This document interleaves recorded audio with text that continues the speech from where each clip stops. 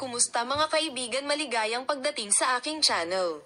Ang sikat na aktres na si Enjen Accurek ay nasa agenda ng publiko sa mga araw, habang ang abogado ng manlalaro ay nagmula sa mga mahirap na pahayag.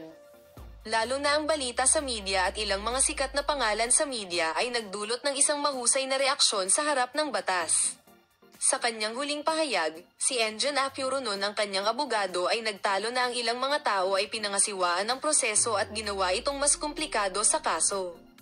Ang ilang mga tao ay hindi alam na kailangan nilang manahimik. Ang kasong ito ay hindi isang nakakatawang materyal sa opinyon ng publiko. Ang mga mata ay isinalin mula sa mga pahayag na ito tungkol sa kaso.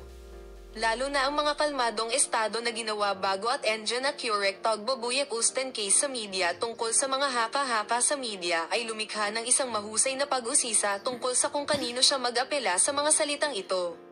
Sinabi ni Enjen Accurek na ang proseso ng kanyang abogado ay sobrang sensitibo at na ang lahat ng uri ng balita na makikita sa publiko ay maaaring makaapekto sa proseso ng kaso. Ang abogado ng ilang mga pangalan ay gumagamit ng prosesong ito para sa kanilang sariling paraan. Gayunpaman, ginagawa namin ang pangangailangan ng batas at naghihintay na maipakita ang hustisya, lalo na sinasabi na hindi sila komportable sa mga komento na ginawa sa komunidad.